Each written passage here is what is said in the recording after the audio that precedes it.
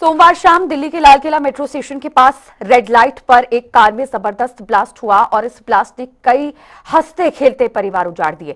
पिछले कुछ दिनों में पढ़े लिखे आतंकियों का एक नया पैटर्न सामने आया है। हैरानी की बात यह है कि पुलिस हिरासत में लिए गए तमाम आतंकी पेशे से डॉक्टर हैं। अधिकारी इसे व्हाइट कॉलर टेरर नेटवर्क नाम दे रहे हैं।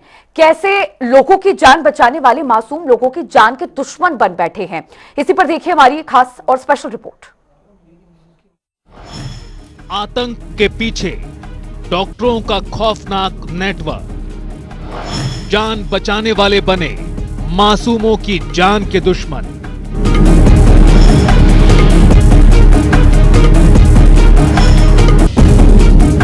दिल्ली के लाल किले के ठीक सामने रेड लाइट पर हुए ब्लास्ट ने पूरे देश को दहला दिया है।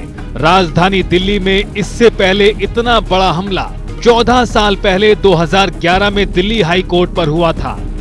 अब तक आतंकी उन लोगों का इस्तेमाल करते हैं जो कम पढ़े लिखे होते थे, लेकिन अब ऐसा लगता है कि आतंक ने नया रूप लिया है। अब आतंक प्रतिष्ठित शिक्षित वर्ग में अपनी जड़ें मजबूत कर रहा है। शिक्षा का उपयोग सफेद कोट में काले कारनामों के लिए किया जा रहा है।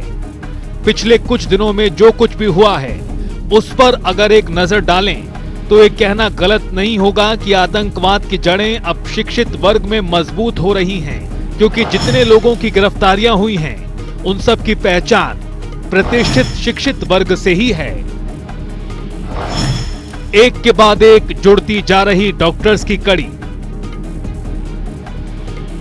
लाल किले धमाके से ठीक पहले सोमवार की सुबह ही जम्मू कश्मीर और फरीदाबाद पुलिस ने एक जॉइंट ऑपरेशन में 2 अलग अलग घरों से करीब 2900 किलो आईईडी बनाने वाला केमिकल, हथियार और गोला बारूद बरामद किया था। पुलिस ने कार्रवाई दुनिया के सबसे खतरनाक आतंकवादी संगठनों में से एक जैश ए मोहम्मद और एक अंतर्राज्यीय आतंकी नेटवर्क के भंडाफोड़ के दौरान की। आतंकी हमले का डॉक्टर्स कनेक्शन। इस आतंकी हमले में एक डॉक्टर्स कनेक्शन सामने आ रहा है। धमाके के किसी भी कड़ी को पकड़ेंगे तो हर में ऐसा शख्स जरूर जुड़ रहा है जो पेशे से डॉक्टर है। डॉक्टर आदिल अहमद राठर। सबसे पहले हुई डॉक्टर आदिल की गिरफ्तारी। आदिल के लॉकर से बरामद हुई AK-47 राइफल। जैश ए मोहम्मद और अंसार गजवत उल हिंद से कनेक्शन का हुआ खुलासा। 6 नवंबर को उत्तर प्रदेश के सहारनपुर से किया गया गिरफ्तार। UAPA और आर्म्स एक्ट के तहत दर्ज हुआ केस। डॉक्टर अहमद मोहिउद्दीन 7 नवंबर को ही गुजरात ATS ने किया गिरफ्तार। रिसिन नामक बेहद जहरीला जहर बनाने की कर रहा था तैयारी। 2 गन, 1 बेरेटा पिस्तौल और 30 कारतूस बरामद। मोहिउद्दीन के पास 4 लीटर अरंडी का तेल भी मिला। UAPA, आर्म्स एक्ट और BNS की धाराओं में केस हुआ दर्ज। डॉक्टर मुजम्मिल शकील 10 नवंबर को हरियाणा के फरीदाबाद से गिरफ्तारी हुई। मुजम्मिल के पास मिला 360 किलो अमोनियम नाइट्रेट। इसके दूसरे ठिकाने से 2563 किलो विस्फोटक और बरामद किया गया। जैश जैसे प्रतिबंधित संगठनों से था मुजम्मिल का संबंध। फरीदाबाद की अल-फलाह यूनिवर्सिटी में पढ़ाता था मुजम्मिल। डॉक्टर आदिल अहमद से मिली जानकारी के बाद गिरफ्तारी हुई।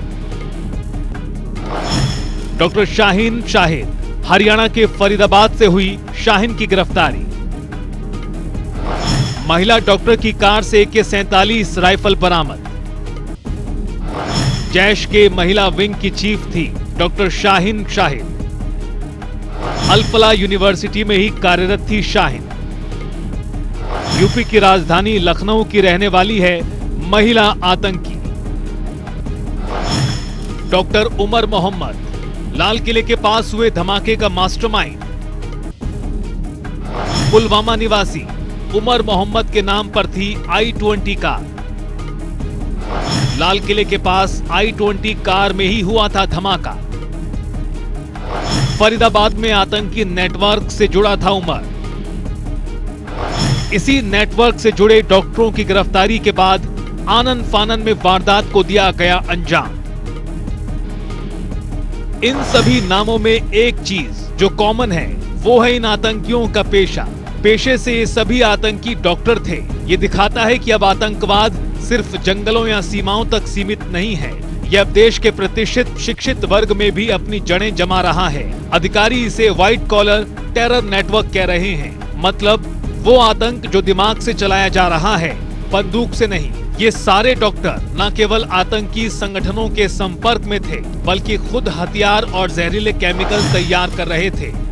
ये साफ इशारा है कि आतंकवाद का चेहरा बदल रहा है। अब ये सिर्फ बंदूक चलाने वालों का नहीं रहा, बल्कि लैब में बैठने वालों का भी हो गया है। ब्यूरो रिपोर्ट, जनता टीवी।